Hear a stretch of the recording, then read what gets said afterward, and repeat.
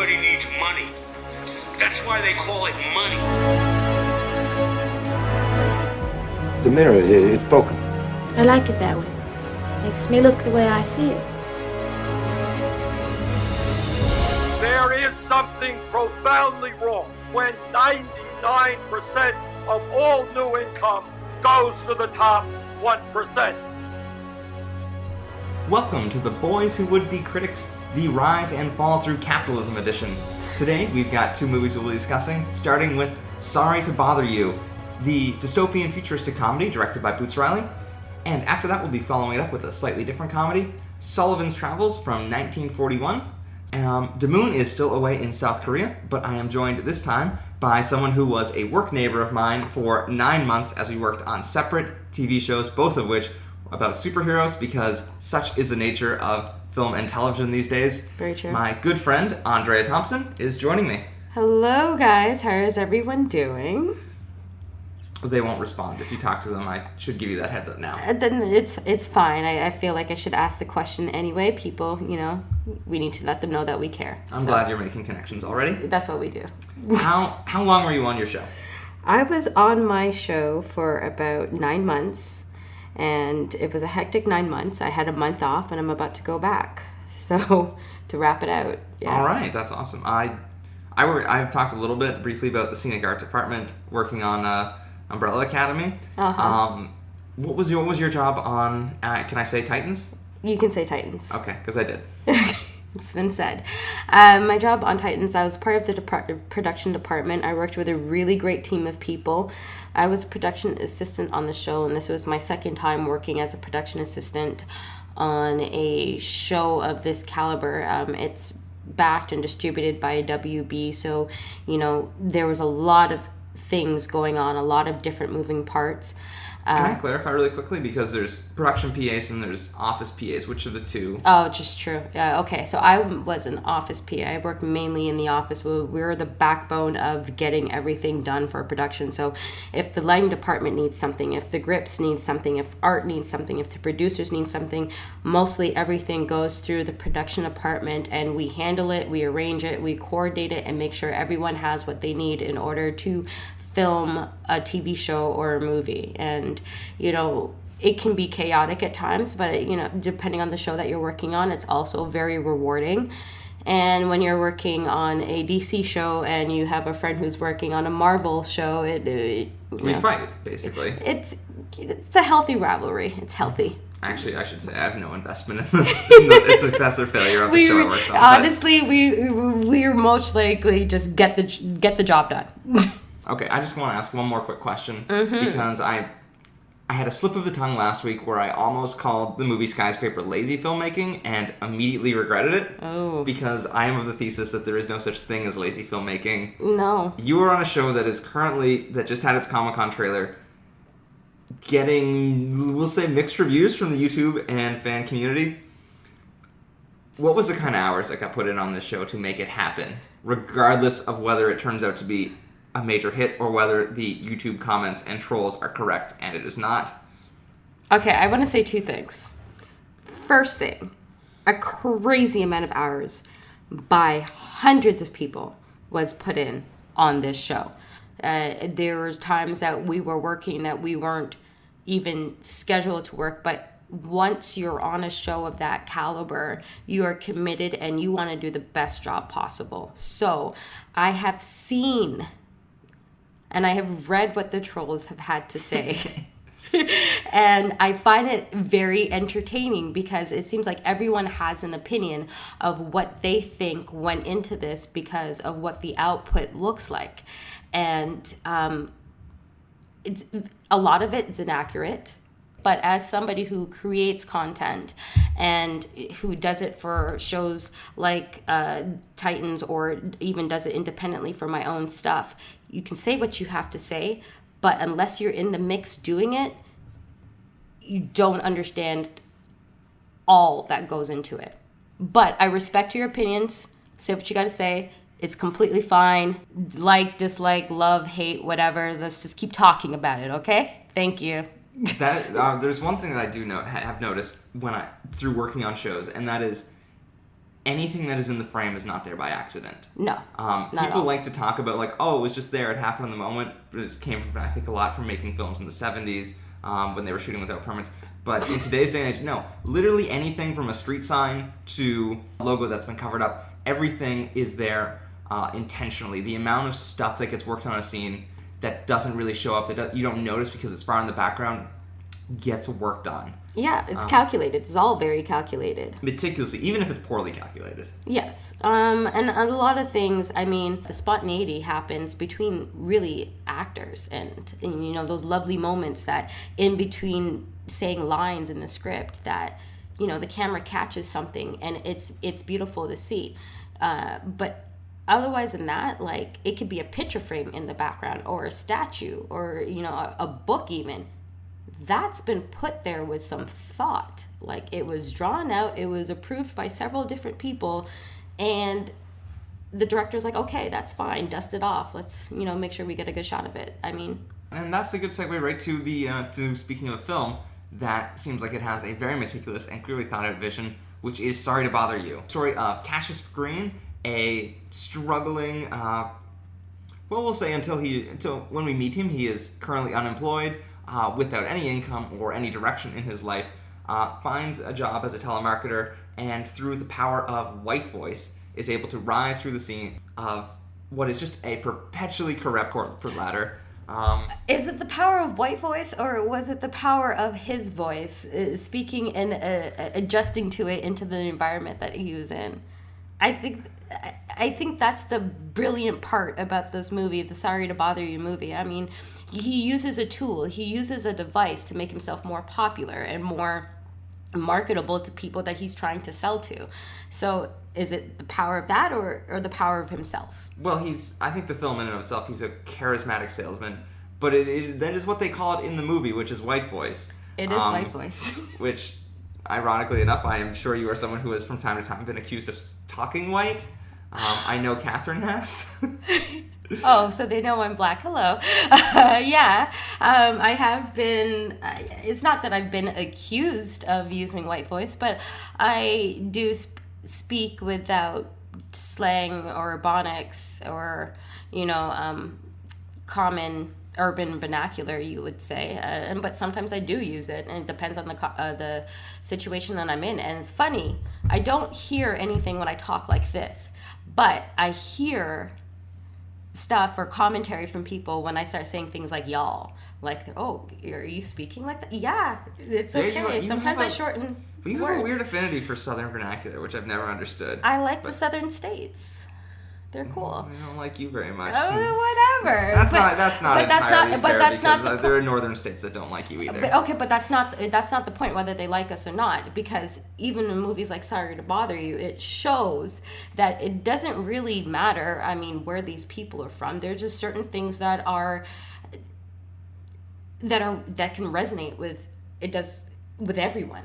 And like You meaning Sorry to Bother You does? Yes. There's certain things that resonated with everyone. Yeah, he had to turn on white voice or whatever, but you know, he had a group of people that were willing to back him in his job to make a change, and that was just him being him. Well, the film jumps on so many topics across the board. It has elements of like institutional racism. It has elements. The biggest dynamics is corporate and labor, right?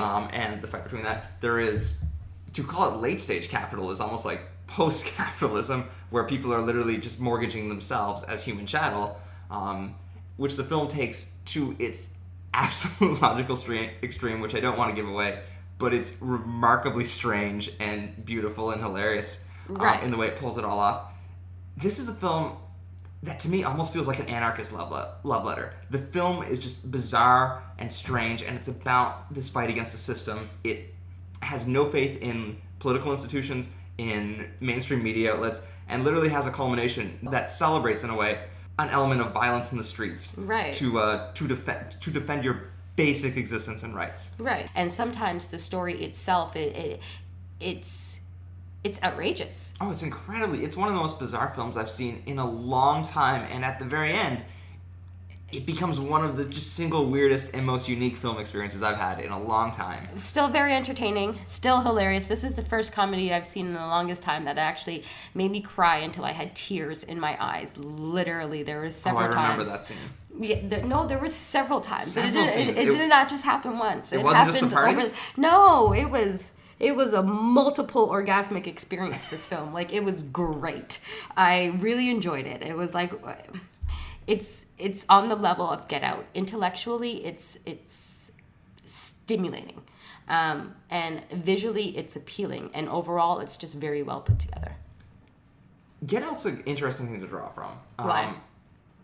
Not to say like I'm disagreeing with the comparison. It's worth commenting on is I feel like we're at a really good place for movies right now. And I think a lot of the substance of that is having a much more diverse group of people who are making films that are competing for these jobs and fighting to get these visions forward. There's no one who makes this film in the 90s that isn't named Spike Lee that would have anywhere of the power or the leverage to get something this weird and this strange put together with this budget. Just the mechanics for it are not there. Instead, we got all these people who were appointed through nepotism, and you got really bad movies in the 90s. Are you calling Pretty Woman bad? I'm not saying like every movie. I'm just saying there was a unique. I want to say I feel like if there was a decade that had where the worst movies were the worst of the worst, it was probably in the 90s and semi into the early 2000s. That's funny that you say that movies were bad in the 90s because that's when television was at its greatest, I think. I think in both the 90s. Movies and TV are better right now. I think this is a really good time to be going to the theater. TV is much better right now because of the stories being told, but I believe back in the 90s it was better then because it comes back to that diverse voices. There was a lot more inclusivity on TV. More than that? Yes, I mean there were shows like Martin and Living Single, and I guess Girlfriends came a little bit later than that, and The News and In Living Color and things to compete with Saturday Night Live. And you saw, I feel like coming off the tail end of the 80s, you saw a lot more black people on screen in front of the camera, and those stories were told. It wasn't such a fight. Now it's a fight to tell those stories. Like, I'm still missing Fresh Off the Boat. I mean, there's that one story, but anything else if I go on Netflix and I start scrolling through Netflix, I see a lot of white people, and that's not bad. It's just sometimes I want to watch something that's not completely focused on that, or not, it's not like Well, the problem with TV now is there's just a lot more of everything right now because there's just so much more television getting produced. But no, that's not a problem. That's really, really great. And I think TV has actually gotten stronger from the 90s. Do I think film was bad in the 90s? No, I'm not saying it's bad. I'm saying I think it's better today. I think we're getting more unique stories. I think we're getting... I just think this has been a really good summer. I think we've had a bunch of good years for film. And the ability to tell a story this strange and to attract a cast of this quality and a team of this quality just fills me with hope to say, like, there's an appetite for a lot of different stuff right now. Mm-hmm. And talented voices and interesting material is getting found and it's getting made. And I'm really happy to be going to the movies right now. I think more people should be seeing more films because there's just so much out there. It's really worth checking out at this point. Very true. Certainly sorry to bother you. And Sorry to Bother You does fall into one of those critically acclaimed categories where you feel like, you know what, I need to see this. I may not get all the joke references, but I need to see this, and I need to at least take this and definitely try to enjoy it. I don't have the same opinion that Brandon has about movies in the 90s. I honestly think that they were pretty... No. You don't think films are better today now? No, I think there's different types of films coming out now. I don't think that they're necessarily better. I think that some films have stronger stories, and some films they're more about superheroes and they're more about the action. And we have certain amount of, some of those superhero movies have been pretty good this year. Yeah. On a side note, I haven't seen Ant-Man, but I really enjoyed the Avengers. Haven't seen that one yet. I haven't seen Deadpool 2 either. I've been avoiding all superhero movies. The only one that I did see was Black Panther, and maybe that goes back to my skin tone, but I was really looking forward to that one, and that was great, and I loved every second of that one too. Yes, thank you. But I personally think movies and television are very strong right now, and with more content like Sorry to Bother You coming out, there's no reason why it shouldn't be stronger, because this relates to everybody. Like there's subtle things in there that, you know, if you watch Saturday Night Live, you'll get it. Or if you watch Seth Meyers, you'll get it. And if there's other things in there that if you watch BET, you'll get that too. Like, you just...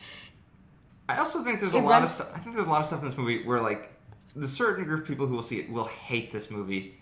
What group of people is that? Absolutely. This is such a unique thing. Like, there is definitely going to be people who see this. One, anyone who doesn't fall on, like, the political bend of this film is probably anyone who, like, thinks Armie Hammer's a good guy by the end of it is going to hate this movie. Armie Hammer shows up, has, like, a great little, like, one-beat performance. So does Tessa Thompson. She doesn't have a one-beat performance. She's all over the board, and she's great. She's amazing. Just a great performance. Yeah. Is there anyone who's working harder right now than Tessa Thompson? That girl is in everything. Yeah. I really enjoy her work. She has a presence. It's her. She's there.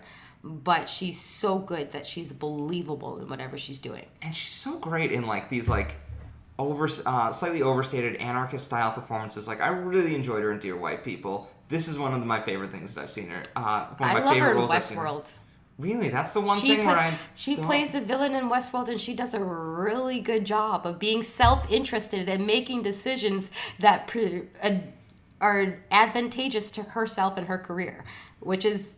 Well, she plays female Black Armie Hammer in Westworld, let's be real. Okay, but yeah. Slightly less absurd, but... But in this film, she's the complete opposite of that, and she is the artistic... Right. Yeah, she's the creative, she's the idealistic, she's the artistic, she's very unique, and she is the voice of reason. She is his moral conscience in this, and that's great watching her do the opposite of, you know, what she does so regularly, what I used to watch her do every Sunday for 8 weeks or whatever it was. I have a sneaky hunch that I think that Tessa Thompson in this movie is a little closer to the Tessa Thompson in real life, but no doubt, no doubt. No. Either way, the performances are solid. May I also mention Donald Glover's performance? Donald, yes. Is it Donald? It's Donald. I'm thinking Danny. It's Danny. It's Danny. Sorry, it's with all of these D's. No, it's cool, but they're not related. Just remember that. No, they are not related. But you know. Still, he was iconic in the role. Like, it was a small part. I feel like because I thought it was good, but it was a small part. But also he was another voice. I mean, he was the catalyst voice for this protagonist to start using his white man's voice, and a lot of that is what you see in society. I mean, a lot of us, we don't, especially millennials. I'm sorry to say this, people might get upset with this, but a lot of millennials don't know what to do with themselves unless they're told, unless they're given some type of instruction and guidance. We created a verb in this day and age called adulting. Like, that's an actual thing that we use to describe life.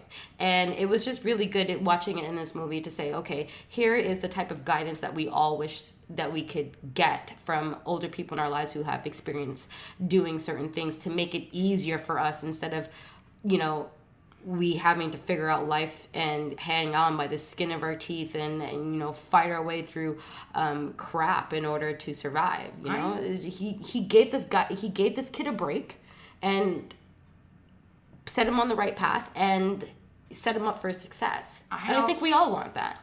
I also feel like one of the reasons that millennials have this sense of directionless in their life is because we live into a world similar to the to the neo-capitalist dystopia. Yes. Where, yes, the systems that are meant to elevate you don't quite exist in the same way they used to. Right. Just to give a little defense to our generation for the time being. I'm not saying that we're horrible guys. I've just said that we've come up with an action word to describe something that we should be doing naturally. It's no generation before us has had adulting as a thing. But no generation before us graduated into one of the greatest recessions of all time, prior to the one that came 90 years before us, and into an economy that had 30 years of stagnant wage growth with skyrocketing post-education that is more necessary than ever to find one of the few jobs that is stable. I get it. We're grinding. We're all grinding. I'm tired too. I get it. I am not disparaging us. I'm just saying we've come up with a word for this. Okay? I personally know that, because like both my parents have passed away, but I know that I would like to have someone older sometimes just being like, you know what, Aundreya, this is how you should do things in order to, you know, make it a little bit easier on yourself. And it was good to see that in this film. And it was actually really good to see that with two black characters, because a lot of the things in our communities where it's like we don't have that guidance and people are just led astray and a lot of kids are lost, and that's not actually the truth. And the fact that they showed that in this movie where, you know, there is support, there is love, there is caring like that, and it can come from all over, and it does come from elders in our community. It's a good comparative. Mm-hmm. That's what I'm saying. So I really liked that character. Okay. And he was funny and he was entertaining and he didn't have that many lines, but you know what? When he was there, he killed it. So yeah, that's fair. No, to me, there were three MVPs to this film. I talked about my enjoyment of Armie Hammer's performance. Love Tessa Thompson. The third thing that I thought was great in this film was the scoring.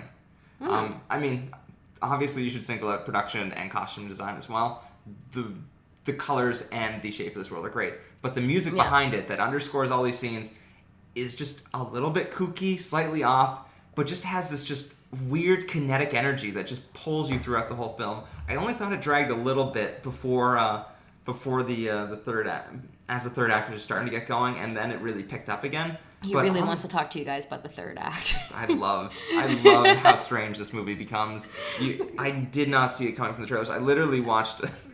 I have a soft spot in my heart for a YouTuber Movie Bob, who gave a recommendation for this movie enthusiastically and said, "You won't believe how weird the third act of this movie was." And I went, "Yeah.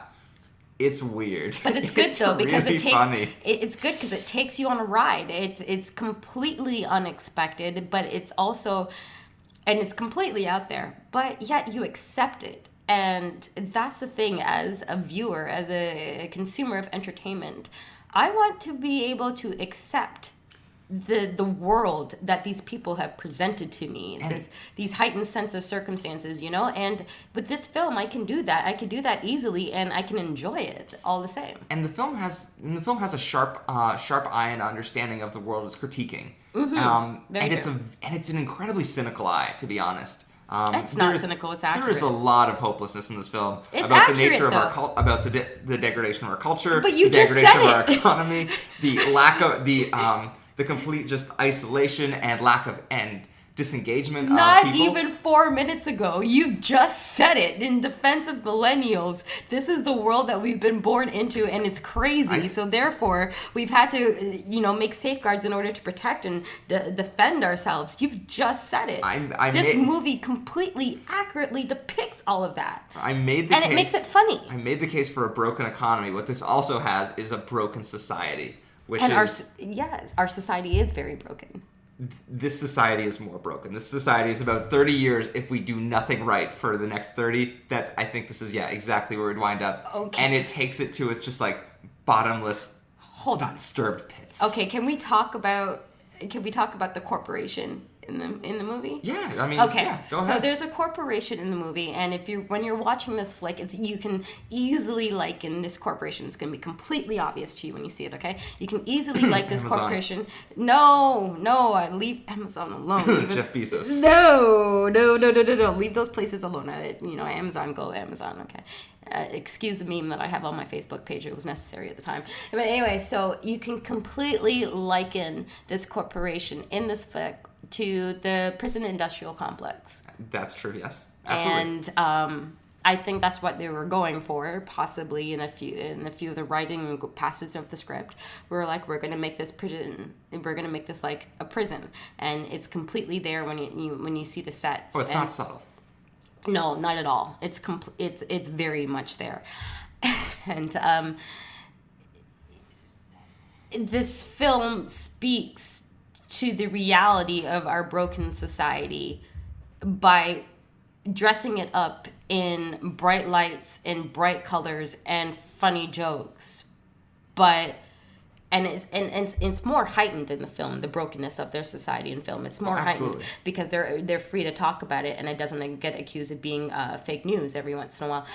But the news in this film, though, let's be fair, is garbage, and there is a commentary on how the just built-in bias and sensationalism of the news and the lack of substance behind how things are covered. Again, references to our already broken society. What this film does is it just takes all of those elements and it heightens it and it sensationalizes it, and it gives you an hour and a half, hour and 45 minutes of basically laughing at our circumstances. But it is very true. These in the film, the corporation is supposed to offer great advantages to work for this corporation.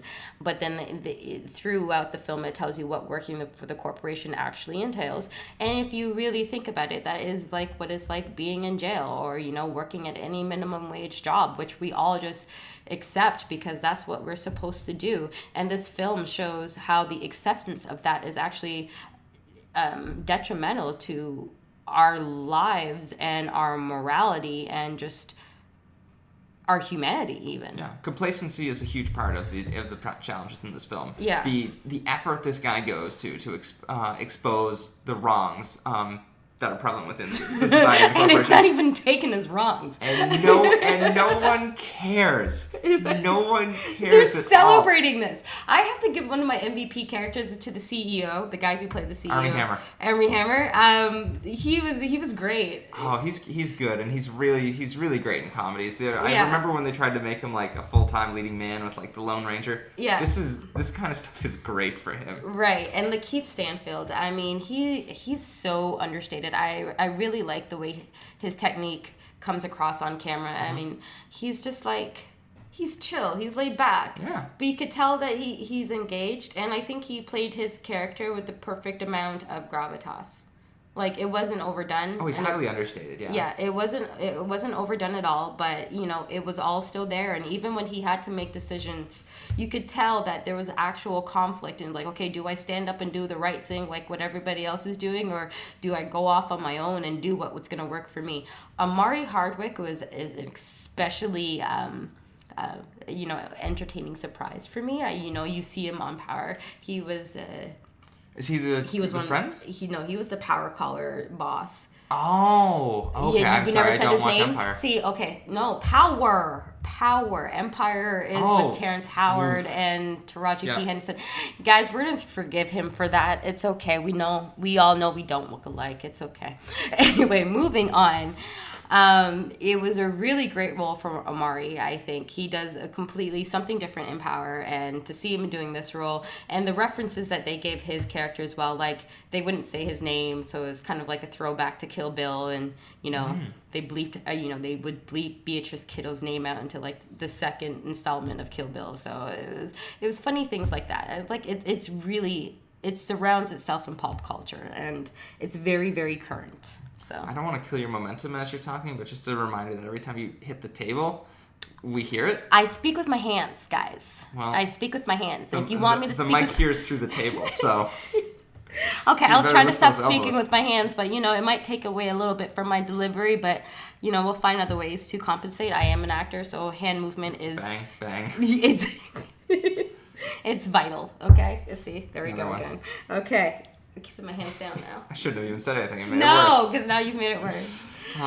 So as current as this movie was, I think we should talk about Sullivan's Travels, because that is a movie that was made in 1941, and probably, I don't know what was happening in 41, but maybe it was current for the time. Maybe there was a great wasn't. war going on in Europe. That was a thing. Yeah. So it's kind of current. This is a great way to segue to it. Yeah. So Sullivan's Travels, if I can give a quick little summary of the film. Go right on ahead. Tells the story of an acclaimed comedy director by the name of Sullivan, who is convinced that creating comedies and creating light farce for the masses is beneath him, and he must elevate his game to tell real stories, the stories of suffering, the story of human tragedy, the stories that would not be too dissimilar from the dystopian reality of Sorry to Bother You. Okay, I'm gonna let you finish, but was it really about all of that and what this one guy wanted, or was it about what the writer-director of this film was going through, his personal issues? I think that is a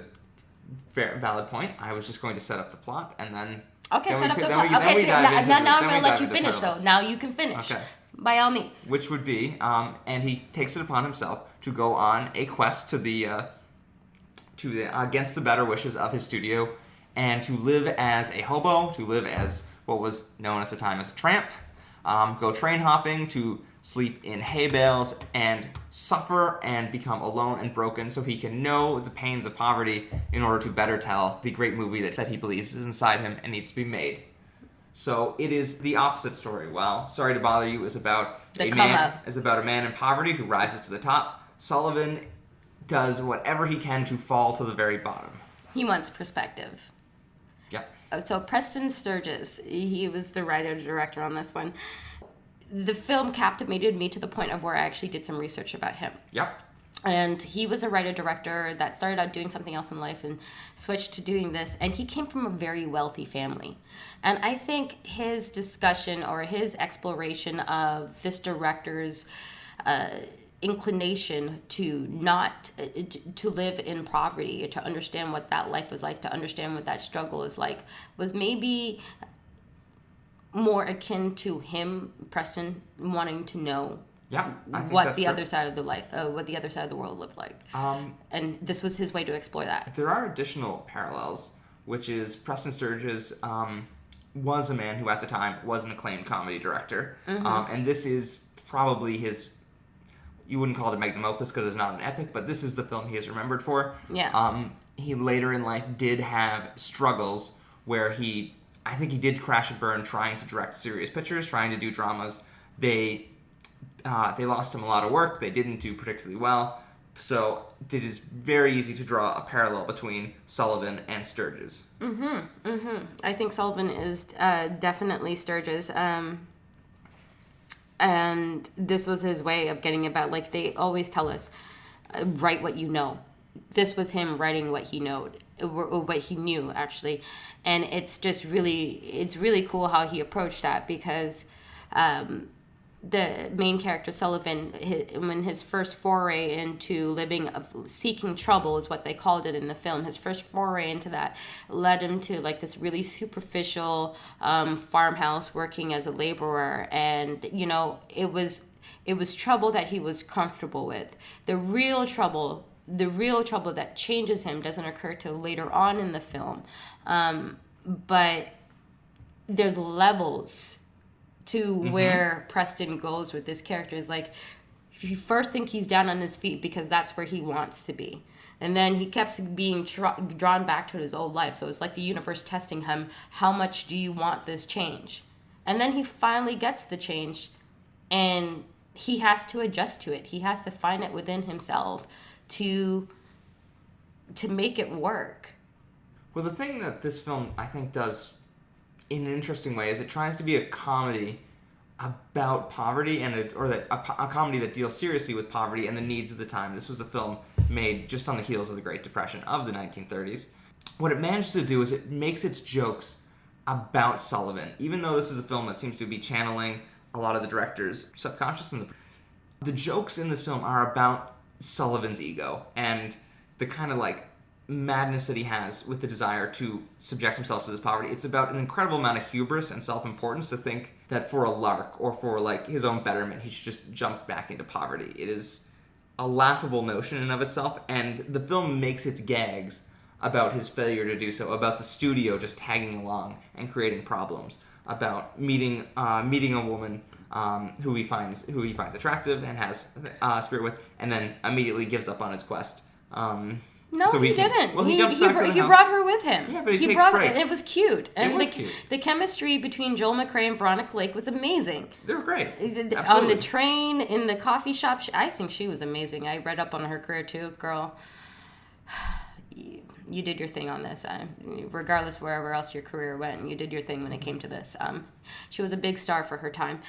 I want to say that I disagree with you. I don't think it was about the hubris and the self-importance. You don't think he's the butt of most of the jokes? No, I don't. I think I think the dialogue is witty, and the dialogue was funny and entertaining. Did I find him to be the butt of most of the jokes? No. I think the punchline for the jokes came from the situations itself, like when they were when they were on the bus, the studio was on the bus chasing him while he was in the car, and all the things that the disarray and the chaos that was happening on the bus, and everyone's things are falling everywhere, and the cook was getting food on his thing, and everyone's like, oh my god, this is crazy. I think it was more situational comedy than it was specific to the characters. But he's the one creating all the situations.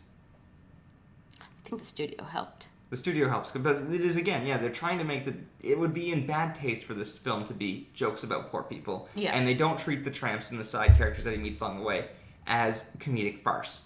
The farce happens within the Hollywood producers, within Sullivan's own life, and within the interactions between those groups. They actually do treat poverty and the poverty and the characters they meet along the way with seriousness. Mm-hmm.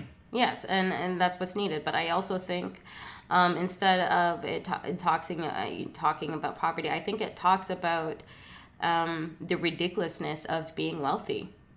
Yeah, that's why I think there is a degree of hubris to this. Yeah, I guess, okay, we kind of agree. Wow, we finally agreed on something.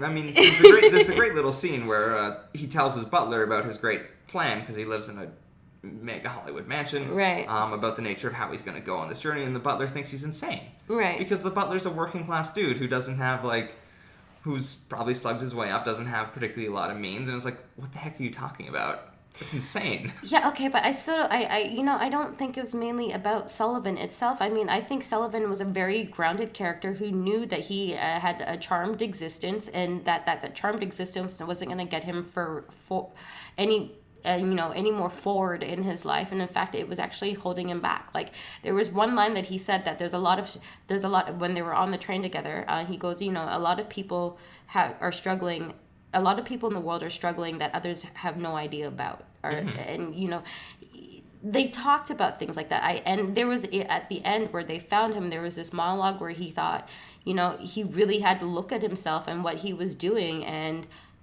how his wealth held him back. And I don't think...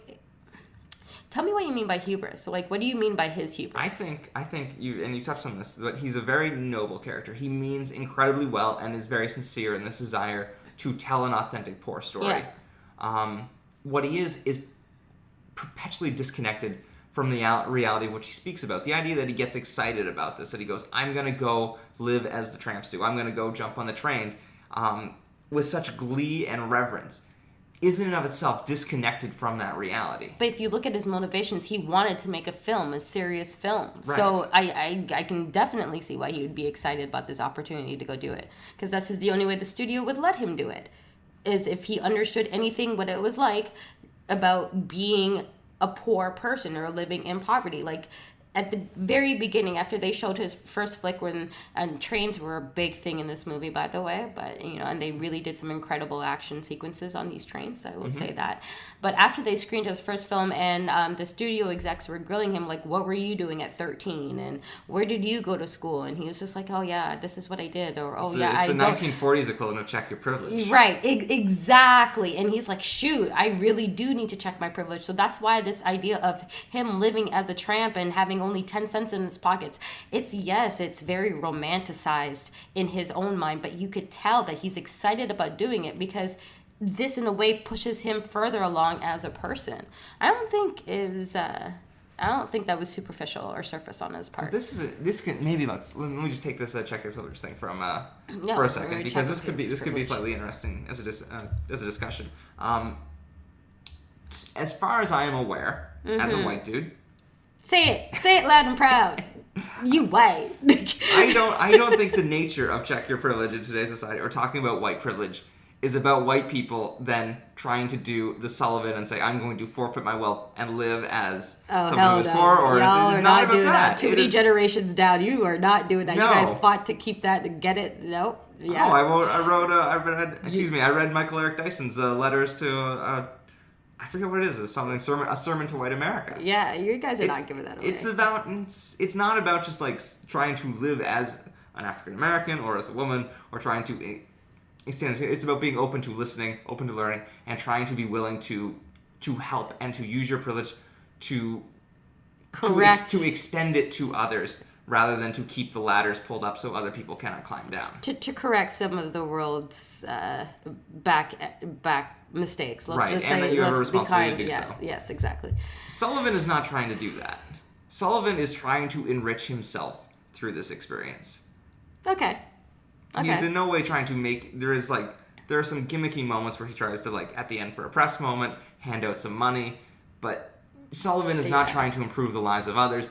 In a sense, that is what the arc of the film comes around to, is he realizes that what he is doing actually plays very well to the people he's trying to reach, that he's trying to tell stories about, and he realizes there is a value in comedy and joy and entertaining people. Okay, so I will say that he did try to improve the lives of others, 2 people, whether begrudgingly or not. There's his wife, who he was forced to improve her life financially, but that was hilarious. I mean, regardless of the reasons why he got into the marriage, and when you guys hear it, it's so current, the reasons why this man got into this marriage, because we can all see it. But he does it, and then this woman that he meets, that he's attracted to, he repeatedly offers to take her home. He goes back and he temporarily sets aside his tramp lifestyle to go back, get his car, to drive her where she needs to be. And or he even makes promises that he knows this picture director, and she'll stay at his house, and he will try to help her out once he's done his travels. I mean, he really does. It was because he was attracted to this woman. Whatever. I was going to point out, she was about 24 years old and as beautiful as they come in the movies. She is. Well, she was at the time. But yeah, I mean, but it's there. His attempt to help somebody. He's not completely without any, moral compass. Like. Mm-hmm.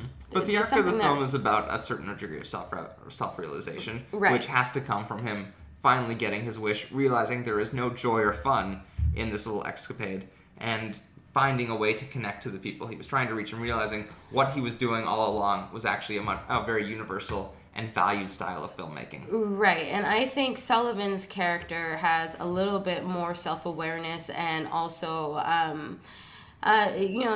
social awareness on the life that he's living than the protagonist in Sorry to Bother You does. I mean, okay. I feel like Sullivan understood his world. He understood the falseness of it. He understood the elements that made it up. I feel like in Sorry to Bother You, our protagonist, and I need to know his name. Cassius. Yeah, Cassius. Cassius didn't really get it until it was faced with him, until there were circumstances in his life where it forced him to look at himself and look at the life that he was living, and he had to lose things. And Sullivan has to lose things too.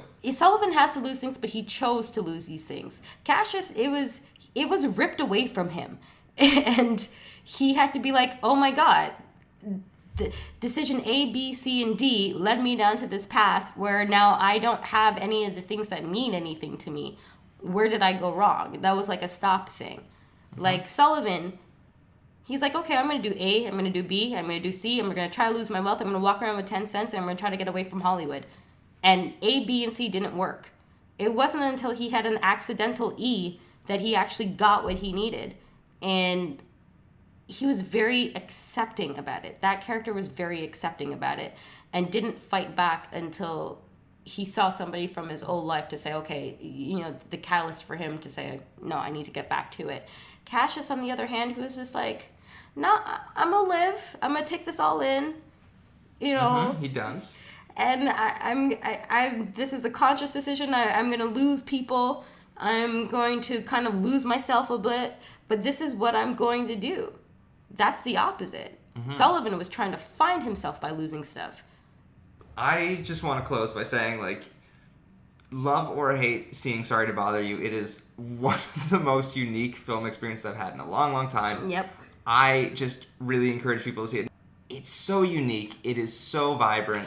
Oh, can I mention Stephen Yeun? Squeeze? Yeah, no, Squeeze. I'm so sorry. Sorry to Bother You. Squeeze in Sorry to Bother You deserves a shout out. He did an amazing job, and it was really great to see an Asian male lead, and it was actually even better to see an Asian male lead in a romantic situation. Loved it. I don't care. I much respect and big ups to the person who put that in there. See, there's me dropping into the vernacular. Go for it. No, it's a diverse film, and it's part of its strength. And it works so well. So yes. Steven Yeun is from Walking Dead, correct? Don't watch the show. Never. Okay. I am that meme, guys. I'm the 1% of the world that has not watched The Walking Dead or The Game of Thrones or Fear of the Walking Dead. I haven't watched Walking And Dead I either, probably won't watch it until it's considered a classic. So, moving on. I shouldn't say this because I have a friend who said, I don't think it's ever going to be considered a classic. Oh my god, he said that. That's it. I've thrown shade at The Walking Dead. We should get out now. No! We should check out Game of Thrones first, and thank you so much for coming on. I know you are a busy person. We were both back to work on Monday for shows that should have ended a long time ago. Yes. But thank you so much for making time. Yeah, it was good. It was good times. We should do this again. Oh, well, I will, next time Damoon's in South Korea. Okay, cool. I'll give you a call. All right. Sounds good.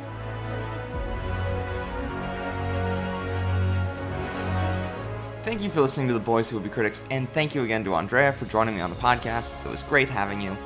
I am currently in the midst of editing 2 more podcasts, which will be hopefully coming out very shortly. We've been a little backlogged on the channel at the moment, so the next one that's coming up will be Stories from South Korea with Damoon, where we also discuss Mission Impossible 6.